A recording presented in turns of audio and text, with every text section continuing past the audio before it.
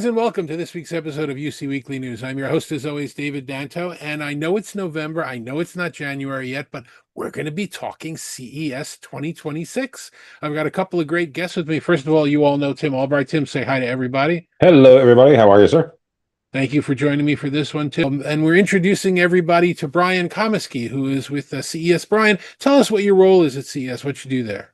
Yeah, happy to. Thank you so much, first of all, for having me on. But I'm Brian Comiskey. I'm the Senior Director of Innovation and Trends and Futurist at CTA. So my job is a bit dual-hatted. So I oversee and manage a partnership that we've done with NASDAQ for 15 years.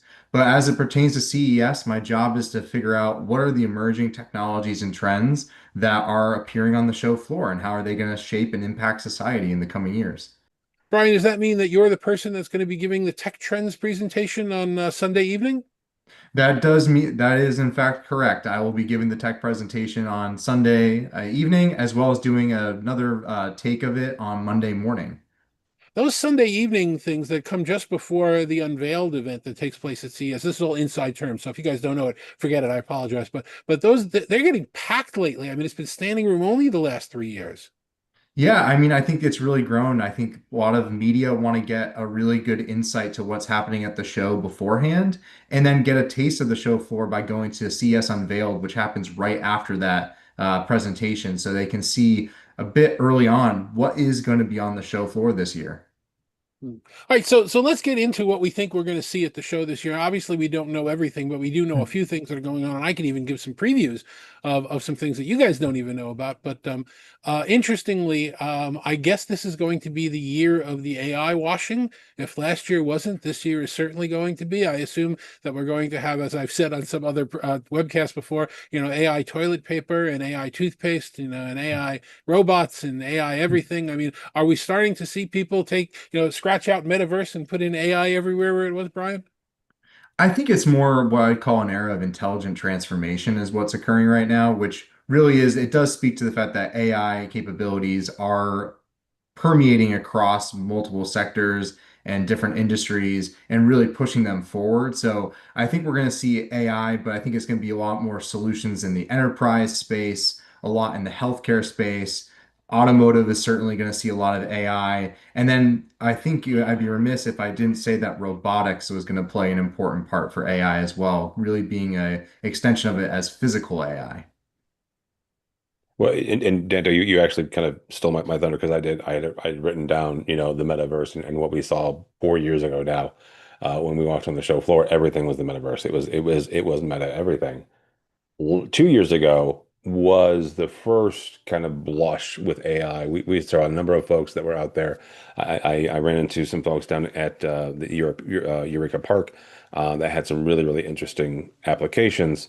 Fast forward 2 years, where you've got applications on every show floor across CES that will be very interesting. Some of it will be marketing. Some of it will be, just because you can. That doesn't mean you should type situations. But we saw that with the metaverse, where it was a little bit overkill.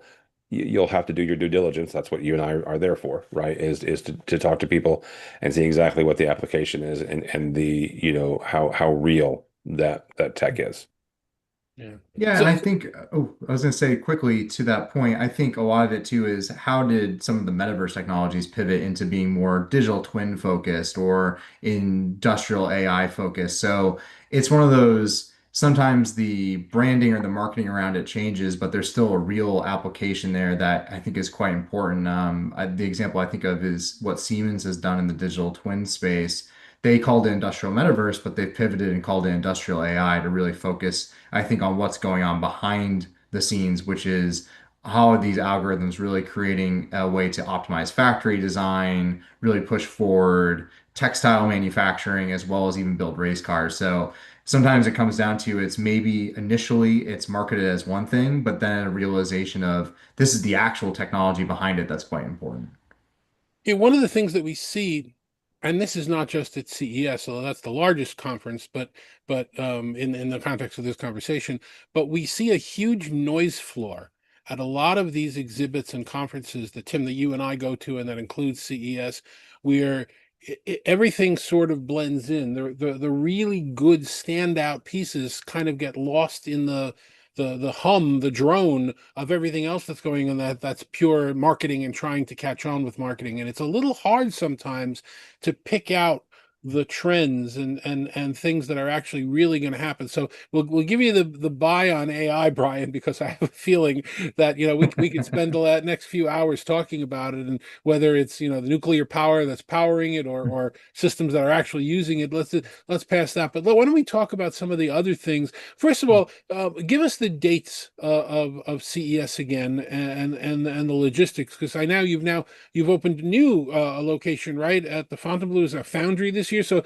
can you give us like the 30-second version of what we can expect at the show this year from a logistics standpoint?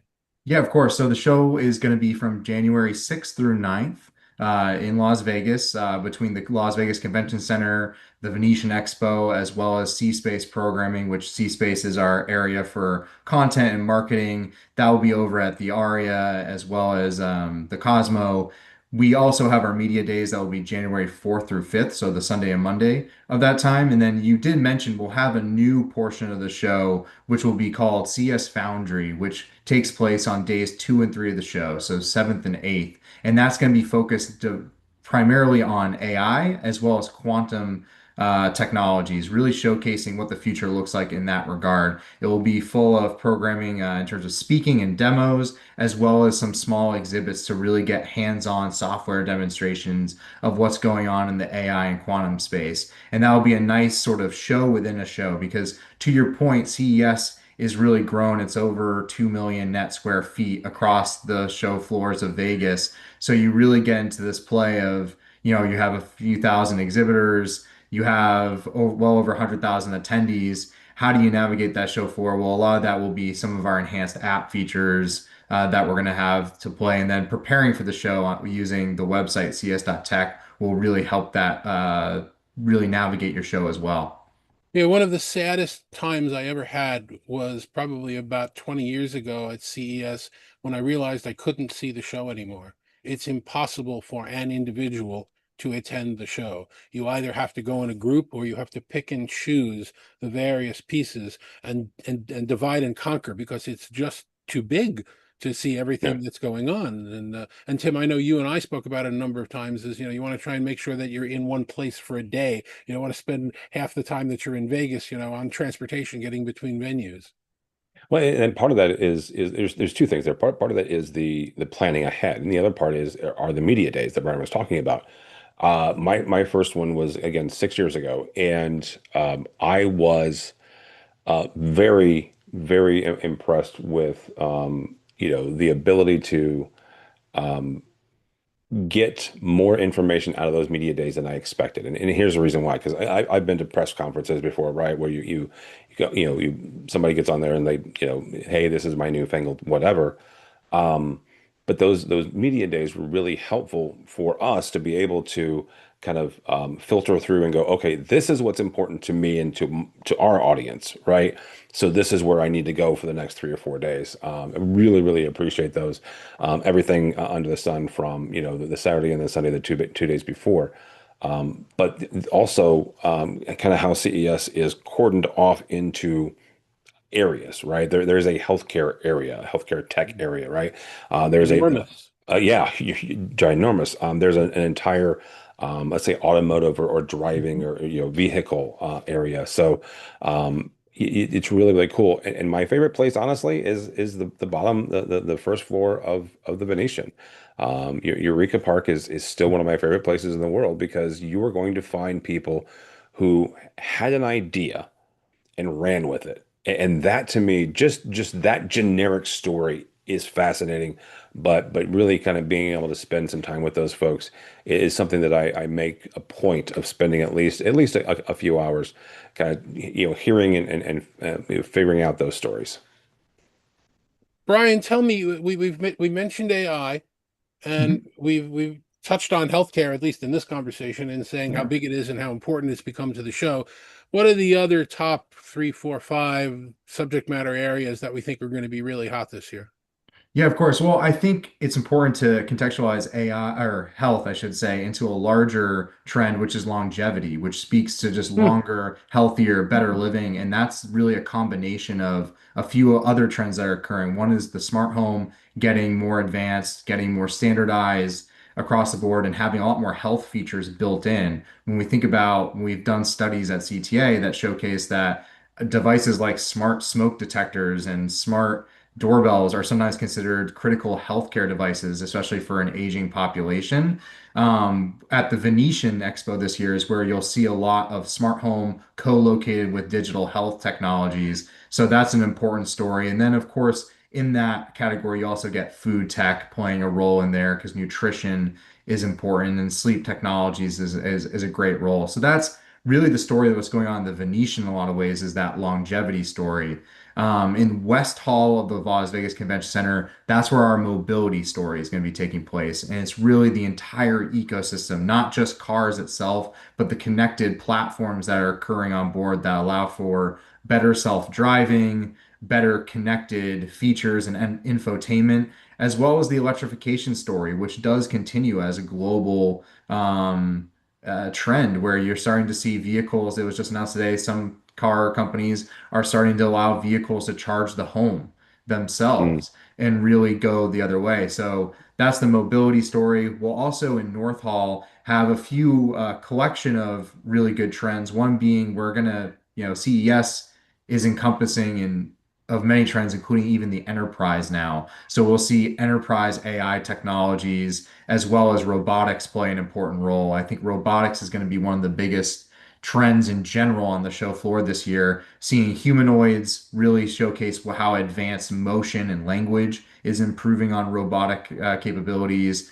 We'll also see sustainability play an important role in North Hall as well, with energy and power companies showing up. You mentioned nuclear power earlier, David. We'll actually have a company, Korea Hydro Nuclear, that is a utility company out of Korea that does focus on nuclear power. So it's playing an important role in the conversation as we think about not just the balancing needs of AI, but also just moving to the energy future itself. How do we get to zero carbon in some ways? And that will play an important role on the show. And then Central Hall is just as important as ever with a lot of the large AV companies showcasing the latest in video and audio technologies as well.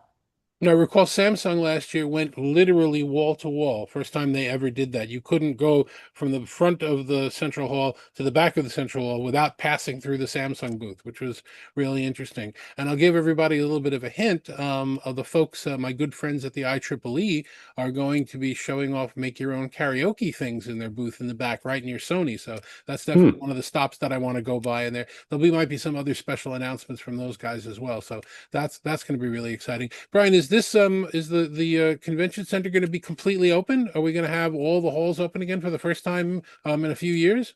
Excited to say that yes, the construction should be complete. So we'll have all of the halls from West Hall, North Hall, Central, and we'll have South Hall online as well. So you'll be able to walk the entirety of the show floor. And what's really exciting too is the Hyperloop is getting expanded as well. So it will actually stop at the Wynn now as well. So Hmm. that Tesla Hyperloop will have more stops that really connect the greater Vegas footprint to the convention center itself. Very cool.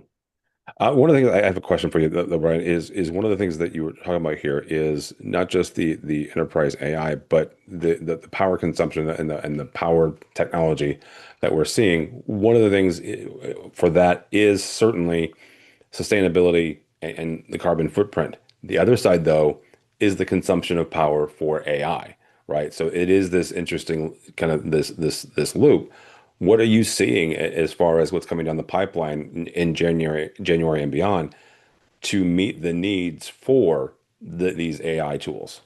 Yeah, well, I think it's very clear that an all of the above energy strategy in general is starting to come back onto the table in a lot of ways to really meet the power demand.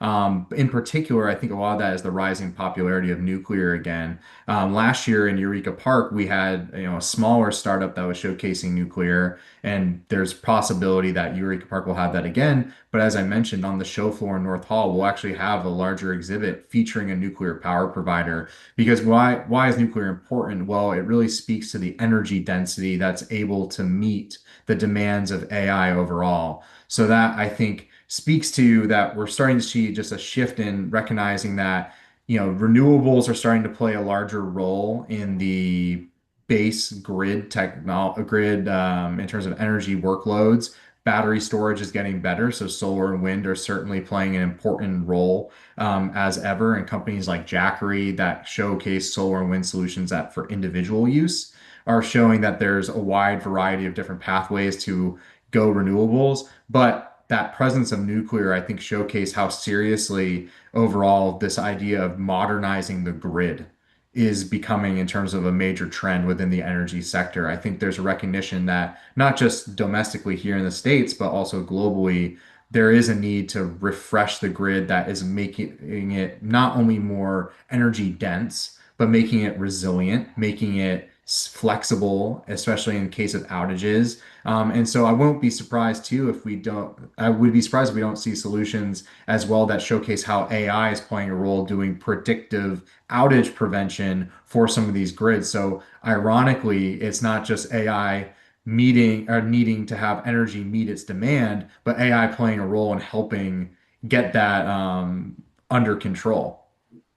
And there is a term I forget. I don't know if you guys know it for the new type of nuclear drop-in power, some type of modular nuclear, and I don't remember what it is. Does that ring a bell for you, Brian?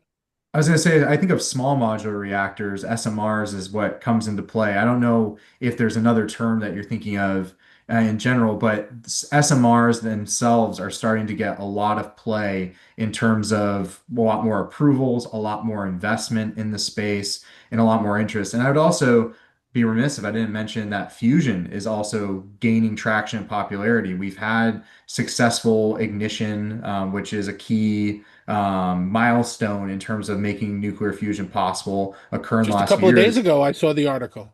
Yeah, it's incredible. And we've seen a workforce increase in the private sector for fusion by 200% over the last 2 years. So I think that speaks a lot that that's just growing in terms of this is something that's on the table. But fusion, ironically, needs a lot of computing and a lot of technical computing processes to ensure that it happens. And a lot of that's going to come through a combination of AI and quantum computing as well to allow that to make it feasible. All right, so let me ask you a difficult question, and I don't think it's unfair because it's something that's on all of our minds in the current geopolitical environments that we're in right now. The majority of the South Upper Hall, the last time I were there, were all manufacturers from China. And between, tariffs and difficult negotiations going on around the world, and however you believe politics is going at any given moment, are we going to see as many exhibitors there and as many manufacturers there, or will there be less people coming to the show?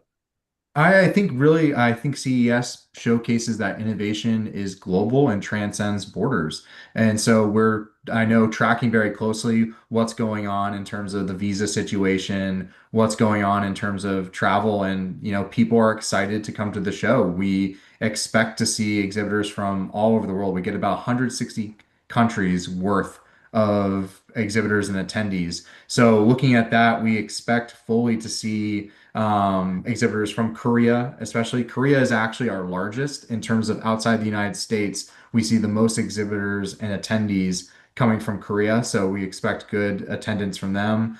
We expect good attendance out of Europe. And then when it comes to China, we will have one of our keynotes is YY, the chairman and CEO of Lenovo, who will be doing a keynote at Sphere. So you're seeing across the board that we'll still have exhibitors in South Hall. We'll have those manufacturers still showing up. We'll even have exhibitors that are not just from China, but we'll see Philippines and India on display, showcasing the widening of the global footprint from that manufacturing side. So I think we're excited to see innovation really come from across the entire world. And that's my background, and it is in international relations. And I think that is what one of the biggest appeals of the show is for me personally, is seeing all of that innovation coming from truly anywhere. It's kind of the other side of the coin to what Tim was saying when he said that Eureka Park is anyone with an idea can come and build and scale. Well, anyone can come from anywhere at CES and really showcase what they're doing and build it at scale.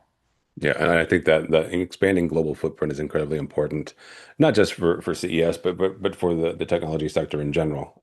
Being able to expand it and produce it wherever in the world. So Brian, let's put you on the spot for your personal opinion. If you were coming from the corner of the world that Tim and I are, if you're speaking to, an AV or IT integrator that works in an enterprise that has never really thought of CES as their show, they've thought of Infocom, they've thought of ISE in Barcelona now.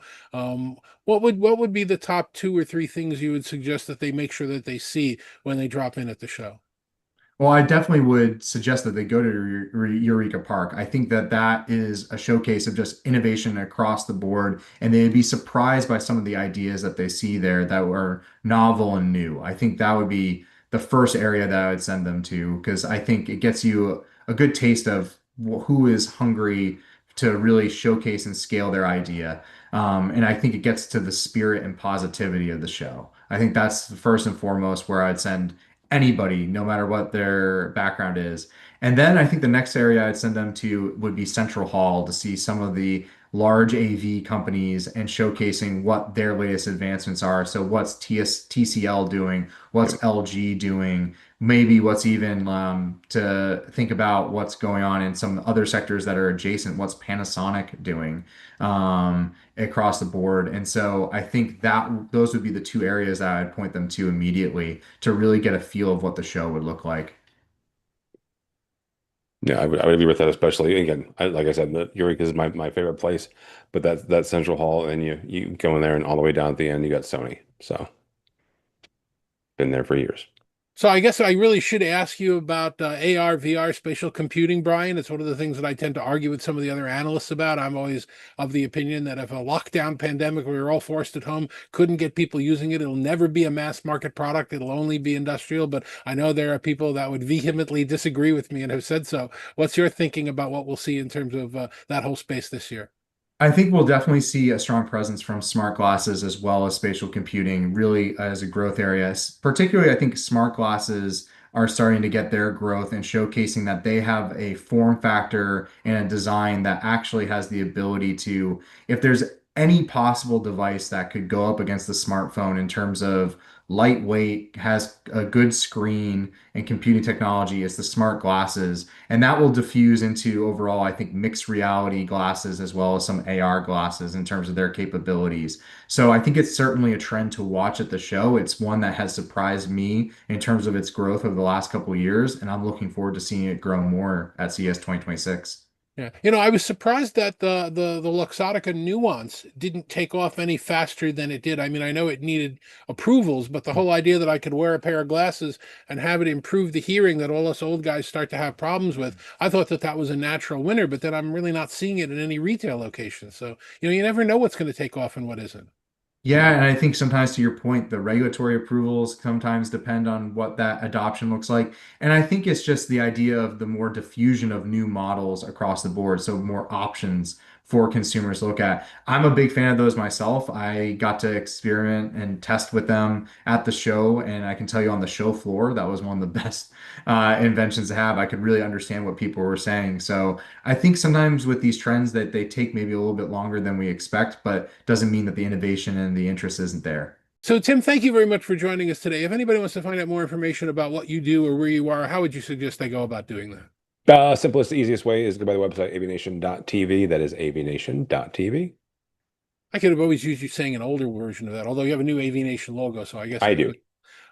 Brian, if somebody wants to find out more about the CTA and what they do, or reach out to you or find out about CES, where do you suggest they go first? I suggest that they go to cta.tech to learn more about the Consumer Technology Association. And if they want to learn more about CES, they can go to ces.tech and reach out there and they can get in touch with me that way. Tim, Brian, thank you very much. And thank you very much for watching the show as you do every week. We really appreciate it. We will see you next week with our first preview of Microsoft Ignite. Take care.